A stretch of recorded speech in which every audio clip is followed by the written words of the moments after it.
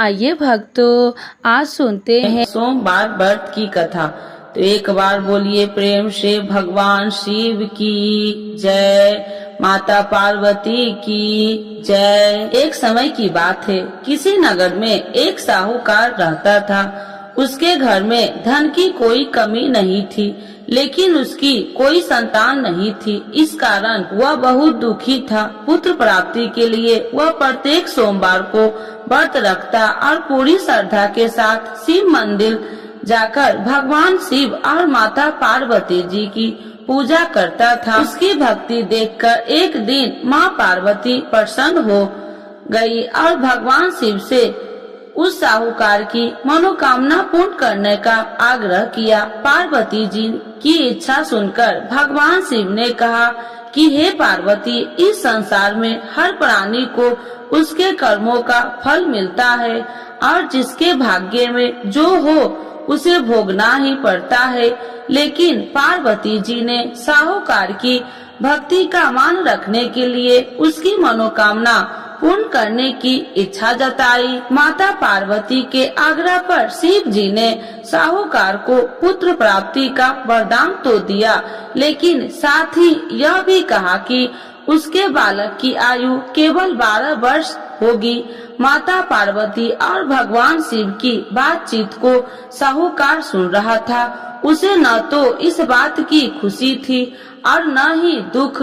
वह पहले की भांति शिव जी की पूजा करता रहा। कुछ समय के बाद साहूकार के घर एक पुत्र का जन्म हुआ। वह बालक 11 वर्ष का हुआ तो उसे पढ़ने के लिए काशी भेज दिया गया। साहूकार ने पुत्र के मामा को बुलाकर उसे बहुत सारा धन दिया और कहा कि तुम इस बालक को काशी विद्या प्राप्ति के लिए ले जाओ और मार्ग में यज्ञ कराना।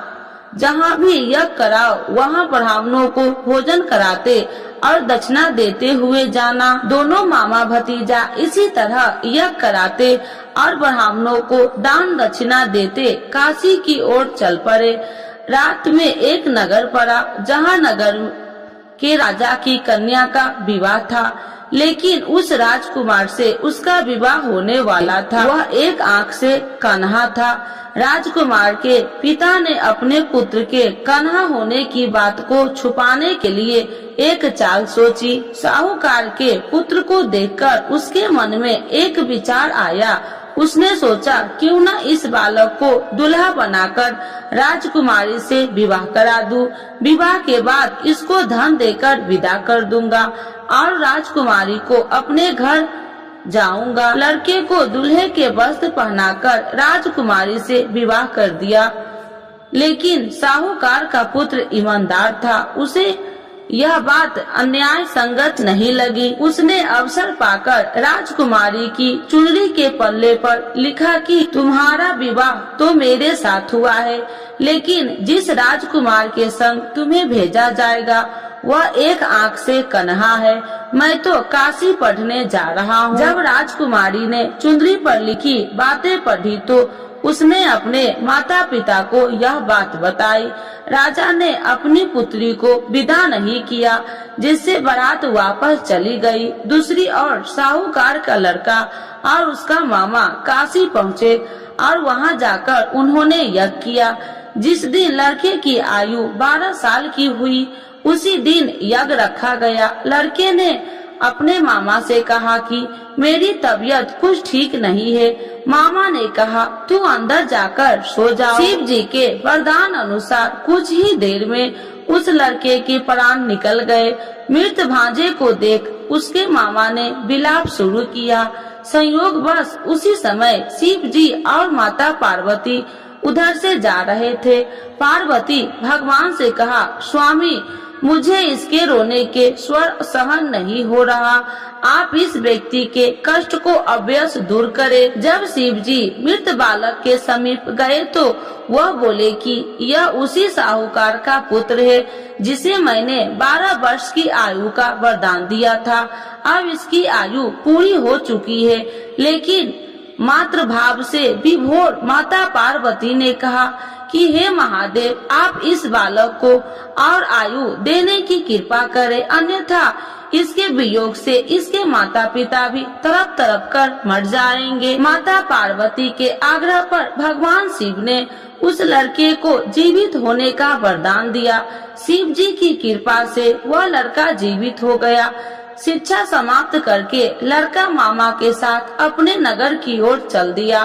दोनों चलते हुए उसी नगर में पहुंचा जहां उसका विवाह हुआ था। उस नगर में भी उन्होंने यज्ञ का आयोजन किया। उस लड़के के ससुर ने उसे पहचान लिया और महल में ले जाकर उसकी खातिरदारी की और अपनी पुत्री को विदा किया। इधर साहूकार और उसकी पत्नी भूखे प्यासे रहकर बेटे की प्रतीक्षा कर रहे थे। उन्होंने प्रण कर रखा था कि यदि उन्हें अपने बेटे की मृत्यु का समाचार मिला तो वह भी प्राण त्याग देंगे, परंतु अपने बेटे की जीवित होने का समाचार पाकर वह बेहद प्रसन्न हुई। उसी रात भगवान शिव ने व्यापारी के स्वप्न में आकर कहा, हे श्रेष्ठ, मैंने तेरे सोमवार के व्रत करने और व्रत कथा सुनने से प्रसन्न होकर तेरे पुत्र की लंबी आयु प्रदान की है। इसी प्रकार जो कोई सोमवार व्रत करता है या कथा सुनता है और पढ़ता है, उसके सभी दुख दूर होते हैं और समस्त मनोकामनाएं पूर्ण होते हैं। तो एक बार बोलिए प्रेम से शिव जी की जय, माता पार्वती की जय। आरती शिव जी की। ओम जय शिव ओमकारा, स्वामी जय शिव ओमकारा, ब्रह्मा विष्णु सदा शिव अर्धांगी धारा। ओम जय शिव ओमकारा, एकानन चतुरानन पंचानन राजे, स्वामी पंचानन राजे, हंसासन गरुड़ासन विश्वाहन साजे। ओम जय शिव ओमकारा, दो भुज चार चतुर भुज, दस भुज अति सोहे, स्वामी दस भुज अति सोहे, त्रिगुणी रूपिणी रखिते, तिरुबनि जन मोहे। ओम जय शिव ओमकारा, अच्छी माला बनि माला, मुंडी माला धारी, स्वामी मुंडी माला धारी, त्रिपुरारी कंसारी, करी माला धारी।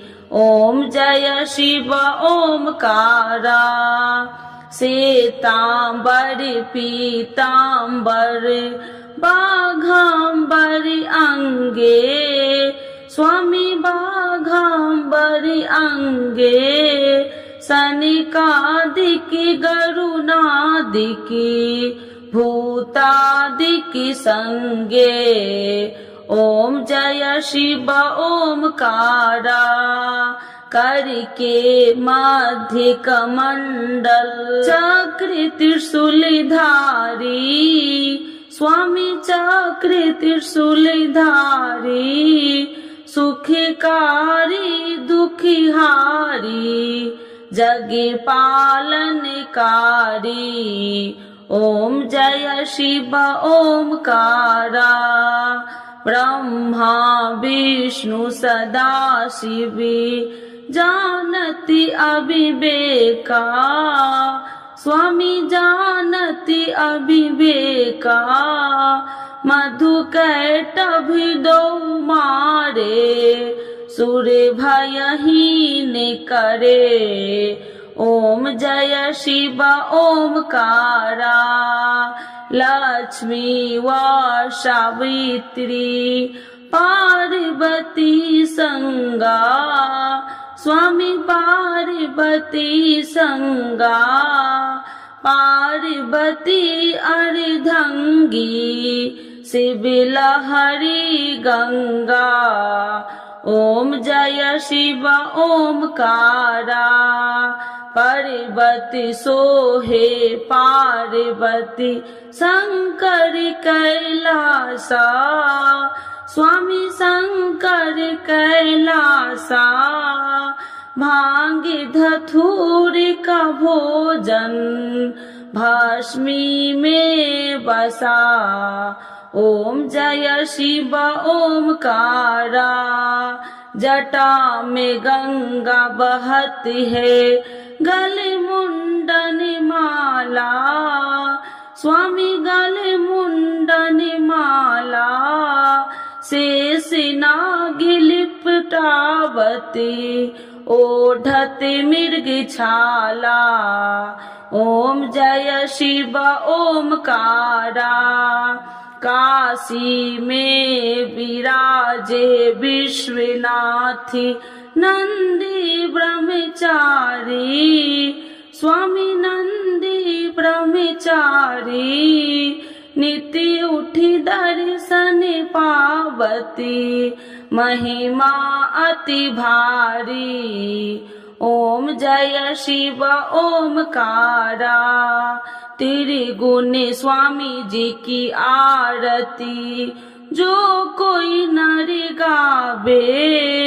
स्वामी जो कोई नर गावे। कहत शिवानंद स्वामी मन वांछित फल पावे। ओम जय शिव ओमकारा। प्रभु हर शिव ओमकारा। शिव जी की जय। माता पार्वती की जय।